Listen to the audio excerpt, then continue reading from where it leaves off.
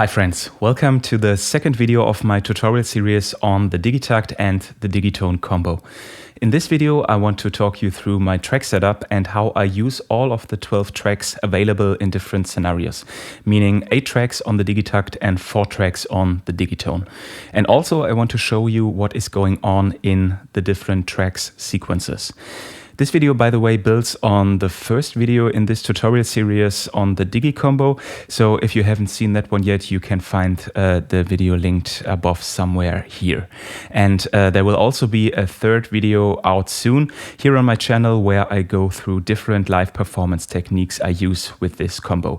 So if you haven't already, feel free to subscribe to the channel to not miss it. Your support is always highly appreciated. Now let's get to my general track structure, which basically stays the same for every jam. This way I know which sounds are on which track and where to reach during a live jam, which especially is pretty handy when muting tracks, what I do via the Digitakt over here. And using both devices I have 12 tracks going, tracks 1 to 8 on the Digitakt, and tracks 9 to 12 represent tracks 1 to 4 on the Digitone. But as I said in the previous video, I try to look at the combo like it is one device. So these are tracks 1 to 12 for me. Now, track number 1 generally holds the kick in a regular pattern or a rising sound in a transition pattern, which I'll show you in more detail later on. Track number 2 holds the snare or the clap. Track 3 is closed hi-hats, track 4 is open hi-hats, track 5 is all other percussions apart from that.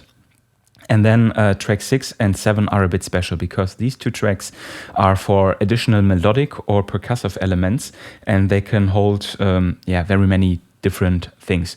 So for example, when I have a melody playing, like the same melody in the sequencer, and I want to layer 2 sounds on top of each other, I can do that using these 2 tracks, just setting 2 different sounds on here, but having them playing the same melody.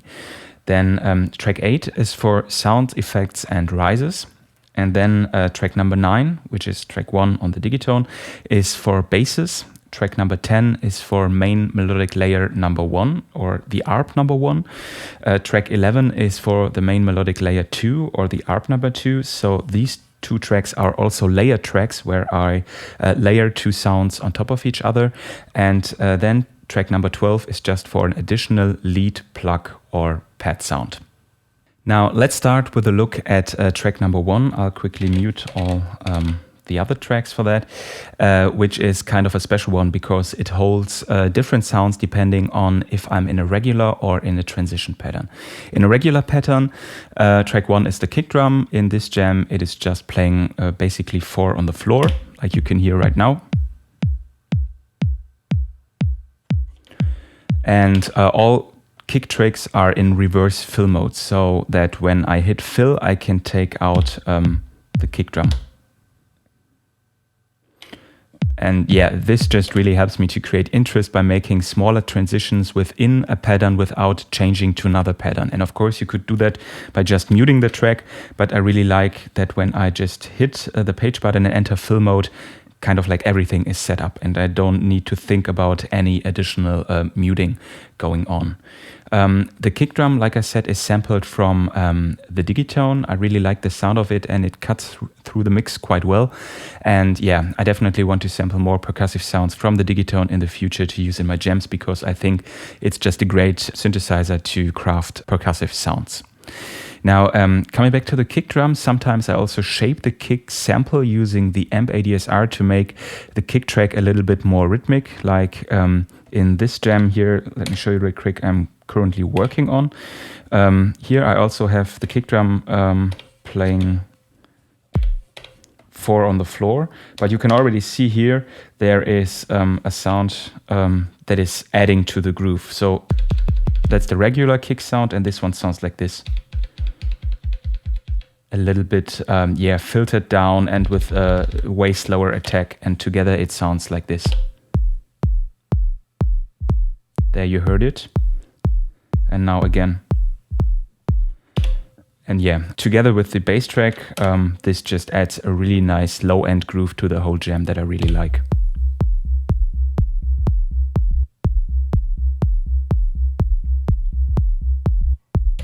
Now back in the other jam, let's have a look at a transition pattern, like for example, this transition pattern here, number 10.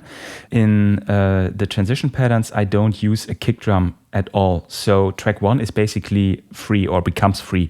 So I use the track for another sound, which is in this case kind of a riser sound, which sounds like this.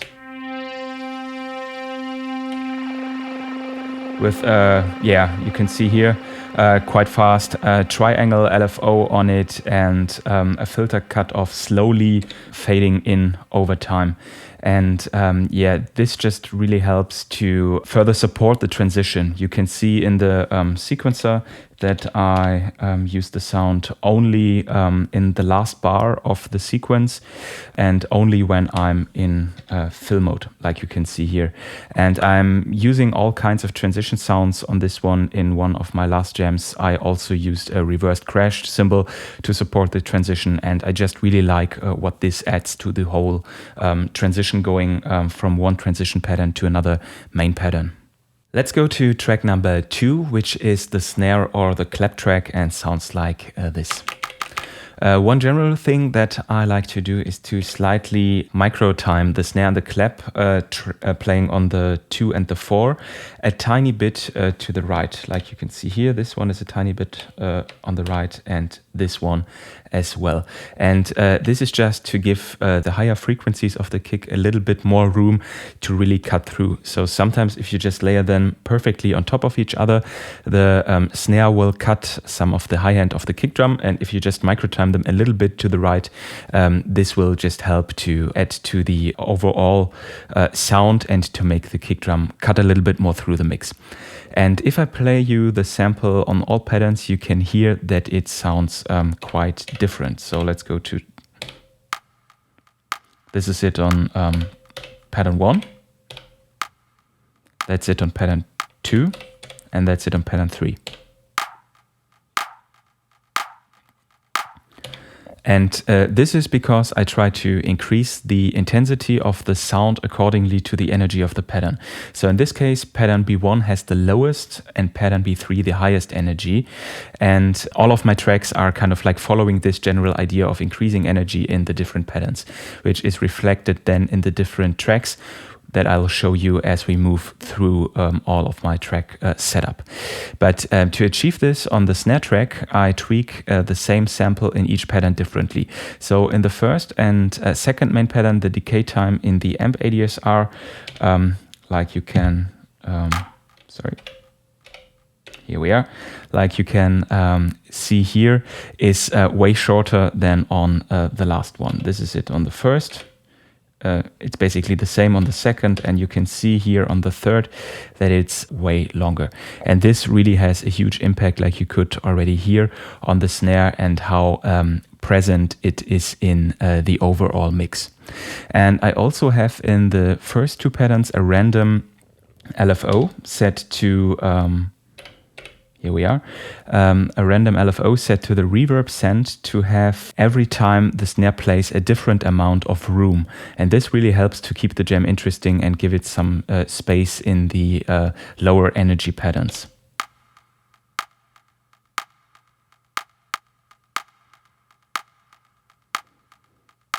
Yeah, you can hear that it's slightly different all the time, the snare hits. And I removed this in the last pattern to let the snare not be too roomy and cut through the mix a little bit more, just to make it more present in the overall mix.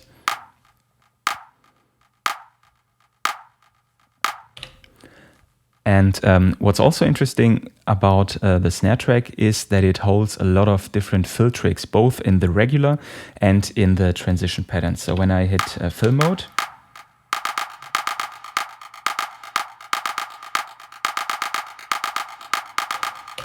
you can hear that there's a lot more going on. And the amount of reverb and delay of these tricks is much higher than on the regular ones to make the mix just a little bit more crowded. And also they are panned differently in the frequency spectrum, like you can see here. This one is right 23, this one right 8, this one left 15, This one, for example, left 40 and so on. So they are kind of like jumping everywhere around the stereo field, and this helps whenever I enter fill mode to add some tension to the music. And in the transition track, it also supports the transition to another main pattern in a very nice way. Now let's have a look at the hi-hat tracks, which are track number 3 for closed hi-hats and track number 4 for open hi-hats. And the hi-hat tracks follow basically the same idea than the snare track. They increase in the energy according to which pattern I play in. So in the first pattern, the energy is pretty low, like you can hear right now. Pretty tiny hi-hats. In the second pattern, the energy already increases. And in the third pattern, the energy is at the maximum. And here the same technique like on the snare is used. I just, like you might have already seen here, I just increase the amp decay time. Like in this one here, it's at 10, then it's at 25, and then it's at 68. And also on the open hi-hat, I increase the delay amount. So here, again, it's at 10. Here it raises to 20, and here it is at 30.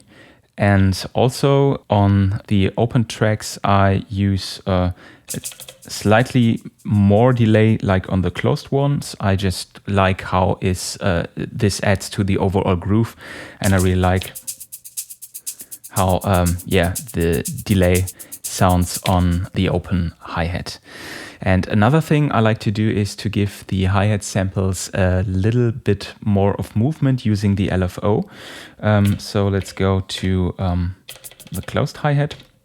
And you can see here that I set the LFO to affect the amp decay time using a free triangle wave with a very slight depth. This one is at minus 1.7, which is not too much, but you can already hear that this gives the whole hi-hat a little bit more rhythm. Oh, sorry, I'll mute this one. So this would be without it. Just very basic, and the sample just playing every time the same, and this just makes the whole hi-hat pattern a little bit more rhythmic, what I really like.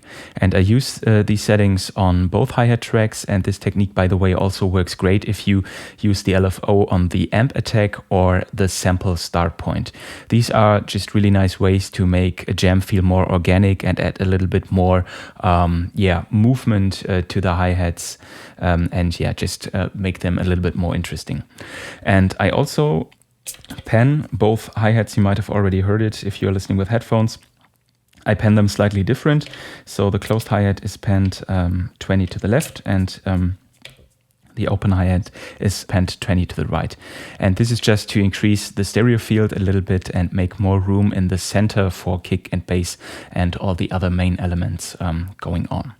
And another trick that is a little special about the open hi-hat track is that it holds a lot of hi-hat fill tricks in the transition patterns. So if I go to this one here, you can see here, especially in the last 2 bars of the pattern, that there is a lot going on. And I just use these tricks to really increase the energy to the end of the pattern. And you can already see here that these are having slightly different trick information on them. The decay time is longer, and also the amount of reverb is slightly increasing. Of delay is slightly increasing.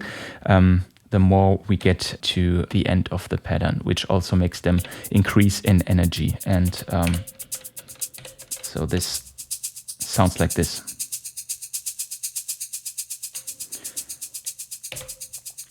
Adding more energy in the end of the pattern, like I said, to support the transition.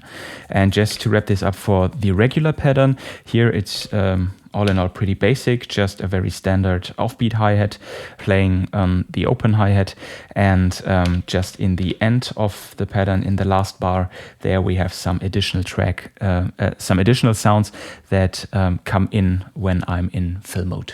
Now let's move on to track number 5, which is the track where all of my percussive elements, apart from kick, snare, closed hi-hat and open hi-hat live.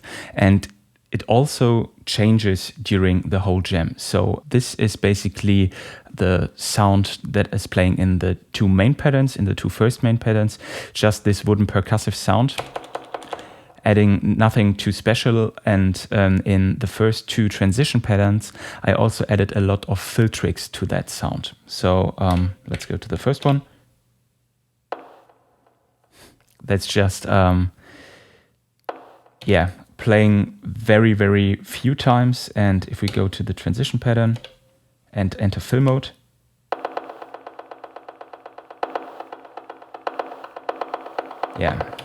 this is again just to have more action in the transition and to build up to the next main pattern. But then in the third main pattern, I added a second offbeat hi-hat on this track that you can hear in this one.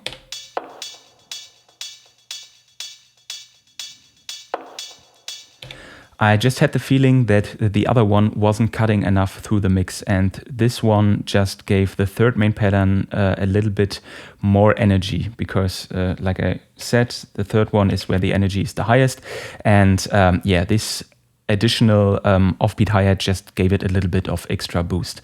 But in general, this track is planned to hold different percussive elements that I can add by changing the sample or the trick sound for each trick in the sequencer. Pretty much the same as you would do on the Digitone when changing track sounds to sounds from the sound pool. But this is something I definitely plan for future jams. But for this jam, I just felt very comfortable with just this wooden sound on this track. Now let's move on to tracks 6 and 7, which are kind of my creative bonus tracks holding additional melodic and percussive elements. And this is great to make more creative use of samples. You might have recognized that till now the approach on the Digitakt was pretty standard, like you would use a sample-based drum machine. So with these two tracks, I want to have the option to dive a little deeper into the sampling possibilities, and that is something I really want to stress out more in the future. For now, in this example, we have one melodic track, which is here track number 6 and sounds like this. And one additional percussive element on track number 7, which sounds like this.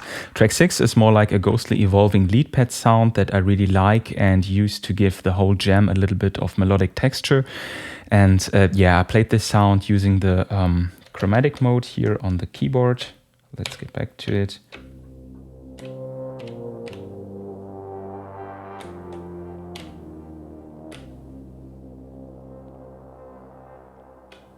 Yeah, and this works pretty well for sounds like this on the Digitakt. And on track number 7, I used another percussive element, which would normally in my structure be part of track number 5. But here I had one track free, so I used it for that to not have one unused track. But I also like to use these two tracks to layer two percussive melodies, like I did in another jam that I can quickly show you here. Here I have two plug sounds on track 6 and 7 playing both the same main melody in the pattern, which I layered on top of each other. So the first one sounds like this, and the other one sounds like this, and then together they sound like this.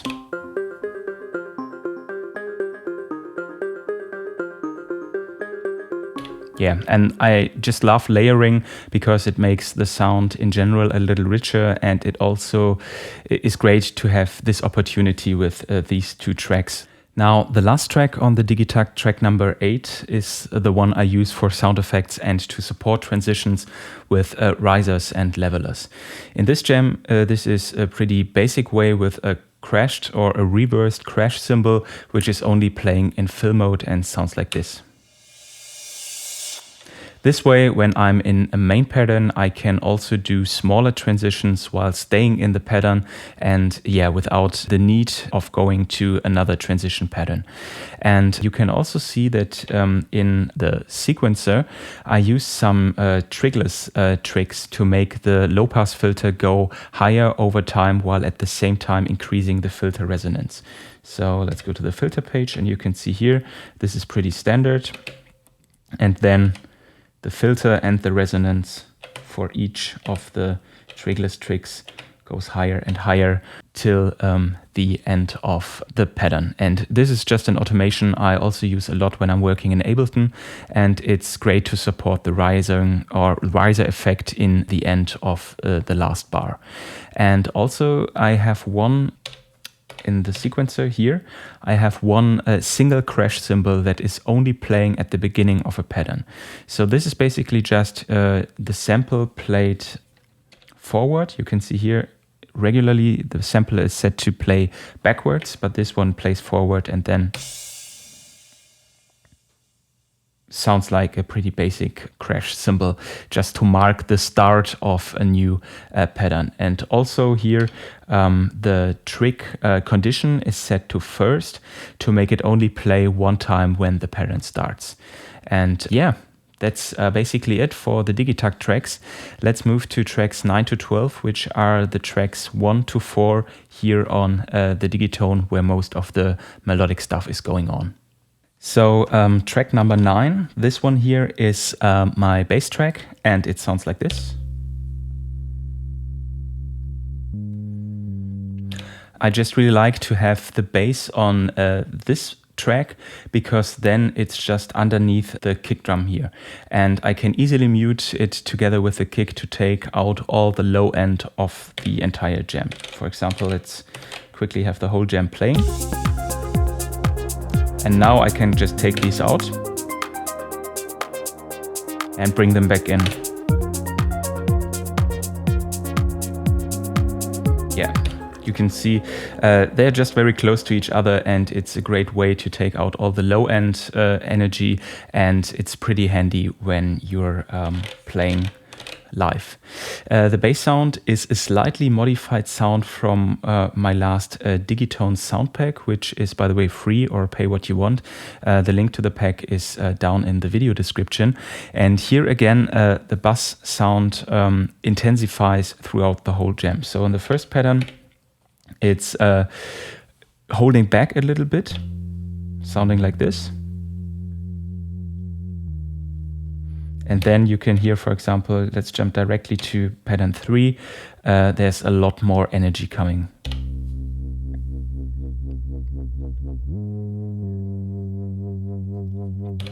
Yeah, it's cutting way more through the mix. And this is again to support the idea of the energy rising in each pattern from left to right. And to achieve this with this sound, I slightly increased the track volume in each pattern. So for example, let's go here into the Digitone, and let's just quickly control it over here, the patterns. In this one, you can see that the track volume is at 105. Here it's at 113, and in the last it's at 115.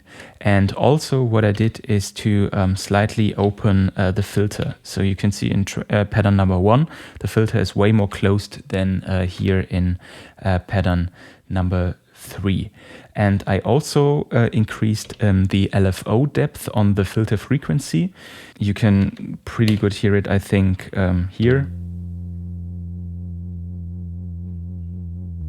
That's just this wobble sound in the end, which is way stronger, like you can see here. The amount is higher, and now you can hear the effect even more.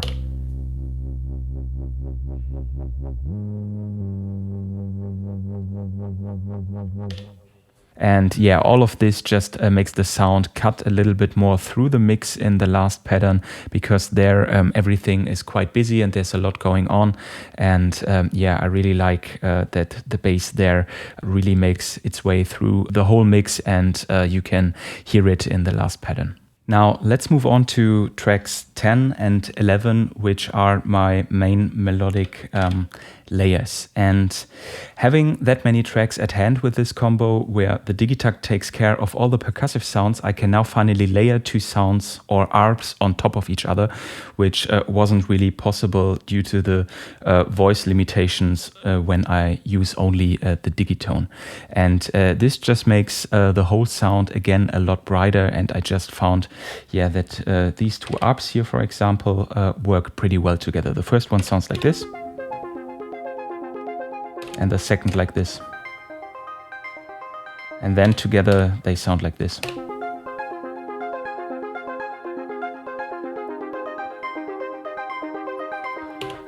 Both tracks are playing the exact same thing in the sequencer and are again panned slightly to the left and to the right, that you can see here.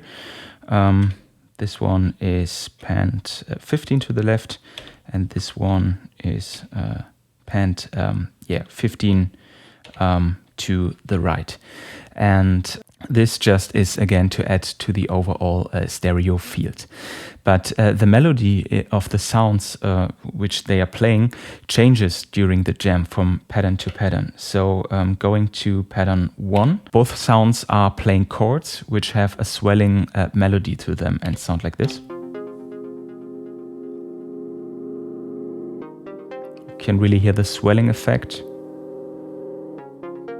And this is done with two different LFOs. One is slowly increasing the amp decay, the amp sustain, using ramp mode and having a lot of depth in them. And the other one is giving the sound a little pitch wobble effect, which you can see here is slowly fading in over time. And then in pattern 2 and 3, we then have the same sounds, but this time as arps playing two different arp melodies.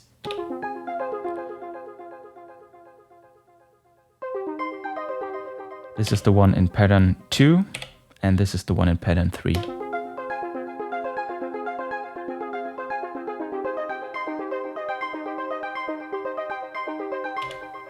Here also again, to increase the energy, the filter is slightly more open. Let's make the changes here on the Digitone. You can see here that there's more resonance on the filter, and here it's also slightly more open to make the sound a little bit brighter. By the way, a quick side note regarding layering of two tracks or two sounds on the Digitone. This can also be achieved via the unison menu over here. You have this layer function that you can set differently, that one track or one sequencer is affecting another track sound, and they are playing the exact same melody that one sequencer is playing or is leading, kind of, like you can say. So this could have sequencer ARP information on it, and this track couldn't have any information. So this could basically be an empty track in the sequencer, but holding a track sound. And then if I set it like this, this track would affect this track and make them play the same thing that is here on the sequencer. But I like to have two different sequences for each track to make some micro edits in the sequences too. So this is why I set it up this way, having, like you can see here you have sequencer information on them, and here you have basically on both tracks the same information. And one additional thing I want to show you that's going on in the ARPS sequencer. On both tracks in the last bar, there is a slight change in the melody when I'm in fill mode. So let's go out of this menu, and you can see right here, this is the last bar, that we have two different notes. And this one is just the standard setting, and this one has a little different setting. You can already see here that the filter is slightly opening up, and here on this one the filter is opening up even more. And the way I set up these tricks is that these ones are set to reverse fill mode, so they are not playing when I'm in fill mode, and these tricks are playing when I'm in fill mode, and they are also micro-timed all the way to the left.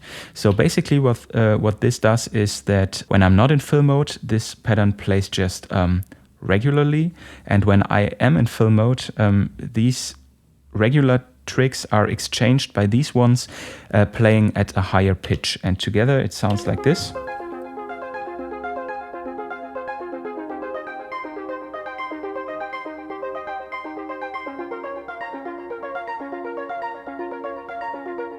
So this is the regular one.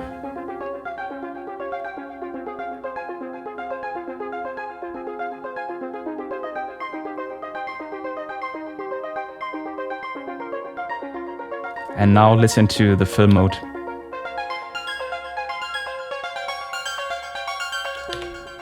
I think the effect is pretty obvious what this does. This again creates more energy in the last bar of the pattern, and also here supports the transition within a pattern. And yeah, I'll go into this in more detail in the video on live performance techniques. Now let's move on to the last track, which is track number 12 for additional lead, plug or pad sounds. This track is used to add some additional melodic elements apart from the layers that support the melody or play just a counter melody.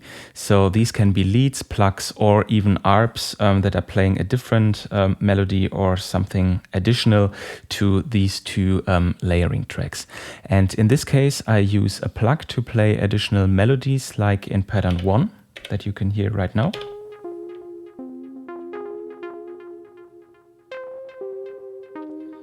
Or also a different arp to add to the other arps in pattern 3, which sounds like this.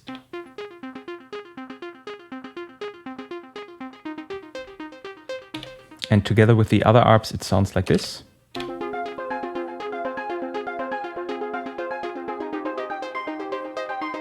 Yeah, and I just found that this gives a really nice rhythmic feel to the whole pattern. And in pattern number 2 here, the arps and this plug sound is also used to answer kind of like the arps melody. So the arps are playing this, and this plug sound is playing this. And together this then sounds like this.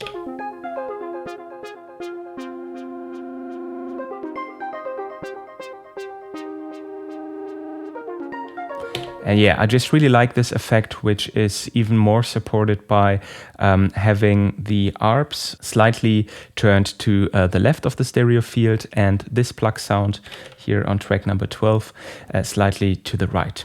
So on all three patterns, this sound is doing something different, but always supporting the melody and what the arps are playing. And yeah, that's it. That video was a little bit longer, but I hope it gave a good overview on my track structure.